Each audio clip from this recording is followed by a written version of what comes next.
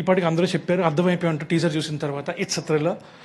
So చాలా ఏళ్ళ నుంచి థ్రిల్లర్ స్టోరీస్ పట్టుకుని చాలా చోట్ల తిరిగాను. ఎక్కడికి వెళ్ళినా సరే లవ్ స్టోరీ ఉందా అని అడిగారు. స్టోరీ ఉంది సార్, లవ్ సీన్స్ లవ్ ఉండేది, కానీ మొత్తం లవ్ స్టోరీ నాకు రాదు సార్ అని చెప్పేవాడిని. మైక్ దగ్గర పెట్టుకోవాలా? Okay, sorry. పోనీ రామ్ కామ్ ఉందా అనేవారు, కామెడీ స్టోరీస్ ఉందా అనేవారు. సార్ నాకు చాలా ఫనీ బోన్ చాలా చిన్నది సార్, నేను వేసే జోకులు నాకే నవ్వురాదు, so that is not an option sir అని చెప్పి thrillers is what I want. అలా తిరుగుతూ ఉన్నాను, lot of producers, lot of places I use to go. And then there was this one person I met, and that is Sunny. He was the first person who said, నీకు నచ్చిన కథ చెప్పు, నాకు నచ్చితే నేను తీస్తా. అందరూ ఏదో ఒక జానర్ అడిగేవారు, కానీ హీ సెడ్ నీకు నచ్చిన కథ చెప్పు. That is where I felt ఏదో మ్యాజిక్ జరుగుతుంది ఇక్కడ అని చెప్పి.